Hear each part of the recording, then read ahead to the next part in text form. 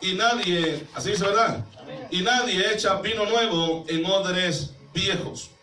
De otra manera, el vino nuevo romperá el odres y se derramará. Y los odres, ¿qué dice ahí? Se perderán. Mas el vino nuevo en odres nuevos se ha de echar. Y lo uno y lo otro se conservarán. Amén, hermanos. Y ninguno que beba del añejo quiere luego el nuevo, porque dice, el añejo es mejor. Padre, le damos gracias, Señor, en esta hora, por su misericordia. Pedimos, Padre, que usted nos dé el discernimiento de su palabra para predicar y enseñar su palabra en esta hora. Pedimos, Señor, que sea usted alimentando nuestros corazones, nuestra vida espiritual, Señor. Oh Dios, sea usted santificándonos cada día a través de su palabra, Padre eterno. Y en esta hora, Padre, la oportunidad que nos ha dado de glorificarle, Padre, de exaltarle. Hemos tenido un culto glorioso, Padre, donde su presencia se ha movido. Padre eterno, pedimos que también en esta hora o en este tiempo de predicación, Señor amado, sea usted hablando a nuestras vidas y seamos edificados a través de su palabra. Porque lo uno y lo otro es importante en nuestras vidas. Es importante el mover de su gloria, pero es importante su palabra también, Señor amado. Le damos gracias, Señor. Ayúdenos, Padre. Bendíganos, Señor. Oh Dios, redargúyenos, repréndenos, exhórtanos, consuélenos a través de su palabra, Dios amado. Que su palabra entre a lo más profundo de nuestra vida, cortando, Dios, penetrando el alma, el espíritu, Señor amado, las coyunturas y llegando, Señor, hasta el tuétano de los huesos, Padre eterno. Pedimos, Señor, que su palabra escudriñe todo en nosotros, Padre eterno, y hable a nuestras vidas. Gracias, Señor amado, en el nombre de Jesús. Gloria a Jesús. Pueden sentarse, hermano. Gloria a Jesús. Parábola del vino nuevo en odres nuevos. Siempre que escuchamos hablar acerca del vino, casi siempre viene en nuestra mente, ¿verdad?, que esa palabra es mala y que cada vez que pensamos en el vino, pensamos en una bebida embriagante. Amén. Casi siempre la persona que dice el vino es malo. Pero encontramos en la Biblia muchos pasajes, hermanos, en los cuales esta palabra no se está refiriendo a un vino fermentado. ¿Verdad? La palabra vino en la Biblia es una palabra genérica que hay que ver el contexto de la Biblia para saber de qué clase de vino se está refiriendo. Por ejemplo, algún día vamos a traer esa enseñanza nuevamente acerca de que si es bueno de que un cristiano beba vino. Y quizá usted tenga la respuesta, pero podemos ir a la Biblia para comprobarlo. ¿Qué es lo que dice la palabra del Señor? La Biblia dice, hermanos, que cuando en el lagar pisan la uva, lo que sale ahí, dice la Biblia, es vino. Pero no es un vino fermentado. Nosotros le llamamos jugo de uva, pero la Biblia le llama vino. Y en este caso, Jesús está hablando acerca del vino y está hablando del recipiente donde se conserva o se echa el vino para que el vino ahí sí se fermente. Amén, hermanos. Ahora bien, como decía, la palabra vino en algunos pasajes de la Biblia no está refiriéndose a una bebida embriagante. Jesucristo, cuando tomó la cena, ¿verdad?, la última cena con sus discípulos, él dijo unas palabras clave. Yo quiero que vayamos a Lucas, quizás para usarlo como introducción, este versículo. Capítulo 22, versículo 15 al versículo 20. Nosotros entendemos muy bien claramente que todo dice de esa manera. Pero acá la palabra vino se usa en una forma positiva. Si usted ve, dice la palabra del Señor, y les dijo, cuánto he deseado comer con vosotros esta Pascua. O sea que en el reino de Dios comeremos también con el Señor. Amén. Dice la palabra, sigue diciendo, y habiendo tomado la copa con el vino, ¿verdad? Pero ¿por qué nosotros entendemos que el vino no es fermentado? Porque en la ley ya antes Dios le había dicho, ¿verdad?, que no tenían, por ejemplo, cuando se hiciera la Pascua o cuando el ángel de la muerte iba a pasar en Egipto, quizás si vamos hasta el origen de esto, Dios le dice que la comida y lo que bebieran no tenía que llevar fermento, no tenía que ser fermentado. ¿Verdad que sí, hermanos? Muchos dicen, no, pues si Jesús tomó, yo voy a tomar también. La Biblia no dice que él consumió vino alcoholizado. Aleluya. O fermentado. Aleluya. Amén, hermanos. Amén. Y bueno, en la enseñanza que tengamos acerca de eso vamos a dar explicación. Pero dice acá, y habiendo tomado la copa, dijo, dio gracias y dijo, tomad esto, así dice, ¿verdad? Y repartidlo entre vosotros. Sigue diciendo la Biblia. Porque os digo que no beberé más, ¿de qué dice, hermano? Del fruto de la vida. En algunos pasajes dice del vino, pero aquí está hablando del fruto de la vida, o sea que no está hablando de un vino fermentado, ¿verdad que no? Gloria al Señor. Porque os digo que no beberé más del fruto de la vid hasta que el reino, así será, que el reino de Dios venga. Entonces habla acerca del vino, pero no está hablando de algo que está fermentado o quizás dijéramos nosotros alcoholizado. Amén, para usar. Entonces acá en lo que acabamos de leer en Lucas capítulo 5, el vino está representando las bendiciones de Dios. Y el odres representa a usted y a mí. Amén, hermanos. Amén. Para que el vino nuevo que representa la bendición de Dios y a la presencia del Espíritu Santo, en este caso, tiene que estar en un depósito nuevo. Amén. Amén. Nosotros venimos de afuera del mundo destruido, con un odre que Dios había hecho, pero lo mal usamos. Amén. Venimos viejos, el odre. Amén, hermano. Amén. Y oiga, en pocas palabras, inservibles. Y hemos tenido o tenemos que pasar un proceso de renovación para que la bendición de Dios se derrame sobre nuestra vida. Si el proceso de renovación todavía no se ha dado en nuestras vidas, la gloria de Dios no puede descender de la manera que Dios quiere hacerla descender sobre nosotros. Amén, hermanos. Entonces vamos a hablar acerca del proceso de la renovación del odre, porque quizás nos vamos a enfocar más en lo que es el odre, porque ese es el tema que traemos hoy. ¿Por qué? Es necesario la renovación, porque cuando un odre se está viejo, se vuelve rígido, amén, duro, dijéramos nosotros. Amén, hermanos. Amén. Y cuando se echa el vino nuevo, lo que hace el vino nuevo, cuando va creciendo, es romper el odre. Porque como ya está viejo, no estira más. No es cuero nuevo, porque el odres en la antigüedad se hacían de cuero de cabras o de ovejas en algunas ocasiones. Amén. Amén. Pero cuando estaba viejo se volvía rígido y necesita el odres estar frágil, dócil, para poder aguantar la presión del vino que se derrama o se echa o se deposita en él. Amén. Amén, hermanos. Amén. Entonces yo creo que ya vamos entendiendo para dónde vamos nosotros. Amén. Entonces, ¿cómo hacer un odres viejo, hacerlo nuevo? Yo quiero hablar de 3 procesos. Hay muchos procesos según las costumbres judías, pero yo quiero hablar de 3 de ellos. Y el número 1, el que vamos a estar estudiando, el primer proceso era sumergir el odres o el recipiente dentro del agua y dejarlo por muchos días ahí. Esto hacía que el cuero volviera a tener flexibilidad nuevamente.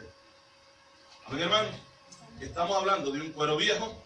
Yo no sé si alguna vez usted vio, ¿verdad?, un cuero o algo hecho de cuero, una montura que al dejarla en el sol se vuelve dura, tostada, que al querer hacerla o a querer moverla, el cuero se rompe, se quiebra. ¿Sí o no? Muchas veces así estamos nosotros, así es la vida de un cristiano.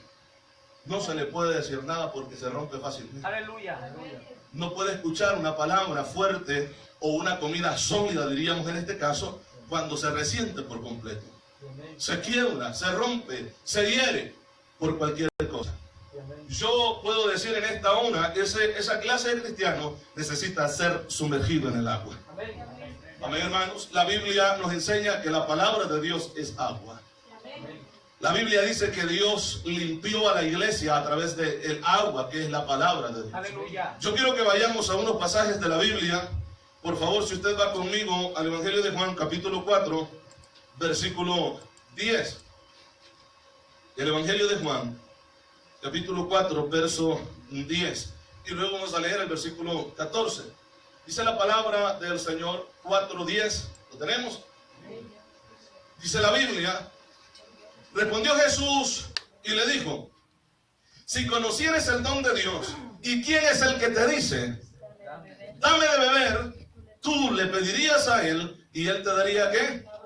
Agua viva. Esa agua que puede hacer flexible nuestra vida, hermano. En otras palabras, sensible a la presencia del Espíritu Santo.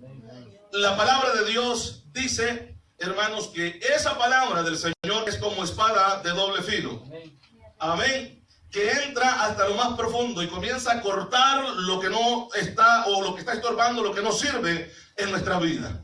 Y comienza a sacarlo de nosotros. Amén, hermanos. ¿Para qué? Con el propósito de bendecirnos y llenarnos con el poder del Espíritu Santo. Recuerde que la palabra, que es la espada de doble filo, como espada de doble filo, es el arma del Espíritu Santo. La Biblia dice que la palabra de Dios es la espada del Espíritu. Entonces el Espíritu se encarga de penetrar esa espada en nuestra vida y comienza a cortar todas aquellas malas costumbres de nosotros, hermanos, y comienza a sacarlo, comienza a limpiarlo, de tal manera que Jesucristo habla acerca de la condición del hombre cuando viene a Cristo, que aquella casa sucia que estaba cuando llegó al Señor comienza a ser barrida. Comienza el Señor a sacar todo aquello, hermanos, cosas malas que traíamos del mundo, que aprendimos en el mundo, ¿sí o no? Y comienza a adornar aquella casa. Amén. Y hace un ejemplo el Señor de aquella persona que se va, después de haber recibido a Cristo, le da la espalda al Señor. Dice que aquel demonio que sale, porque oiga bien, nosotros somos recipientes. Hemos venido enseñando acerca de que nuestro cuerpo es templo del Espíritu Santo. Y por esa causa debemos de cuidarlo. Amén, hermanos. Llevamos 3 enseñanzas ya, los días lunes, acerca de cuidar nuestro cuerpo.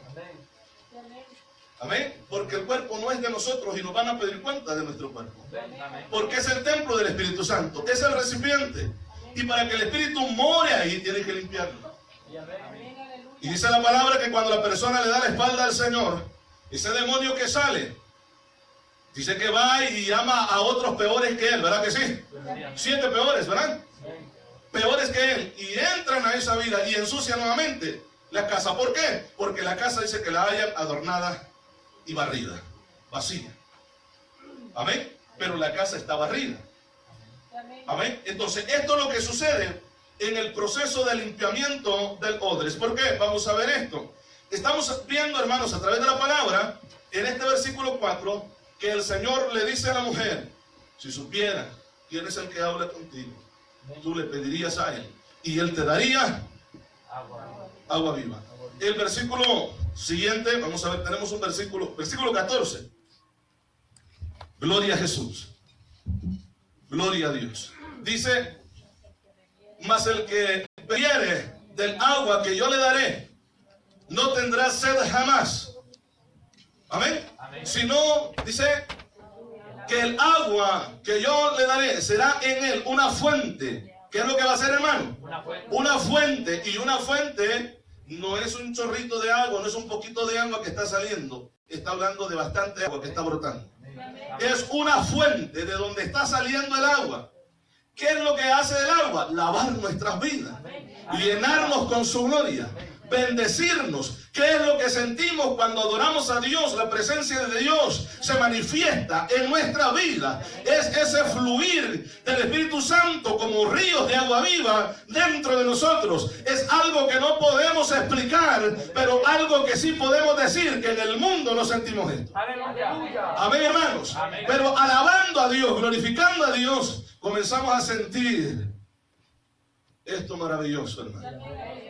Gloria a Jesús. Gloria a Dios. Aleluya. Gloria al Señor. Dice acá el versículo: mas el que bebiere del agua que yo le daré, no tendrá sed jamás, sino que el agua que yo le daré será en él una fuente de agua que salte para vida eterna.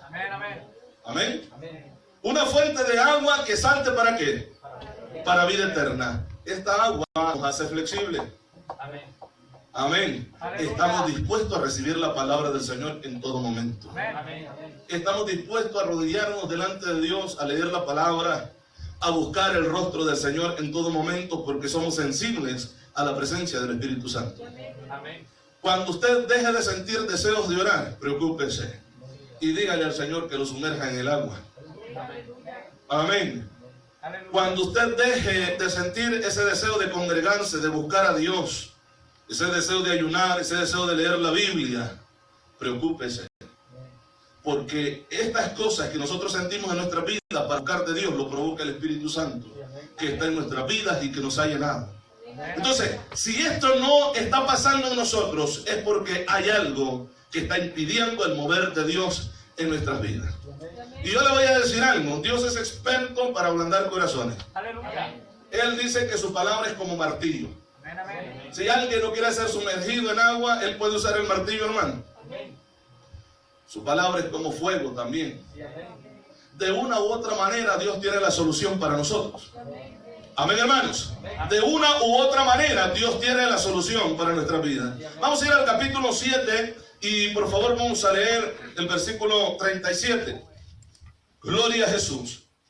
Capítulo 7, ahí mismo, en el mismo evangelio, versículo 37 dice: en el último y gran día de la fiesta, Jesús se puso en pie y alzó la voz diciendo: si alguno tiene sed, ¿qué dice ahí?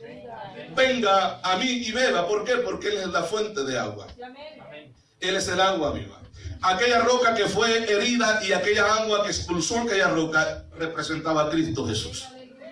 Amén, hermanos. Él es la fuente en la cual nos podemos saciar, porque nosotros venimos a Él como el pueblo en ese tiempo. En el mundo solo encontramos aguas malas, aguas amargas. Amén, hermanos. Y necesitábamos, porque estábamos muriendo de sed. El agua que bebíamos en el mundo nos mataba espiritualmente y físicamente también. Pero Cristo es esa fuente, hermanos, esa roca partida, herida. Cristo es la fuente de agua viva en el cual podemos saciar nuestra sed. No hay nada que nosotros necesitemos que Él no tenga. Gloria a Jesús. Versículo 38 dice: el que cree en mí, como dice la Escritura, de su interior correrán ríos de agua viva. Amén. Así es que todo corazón duro, toda persona dura,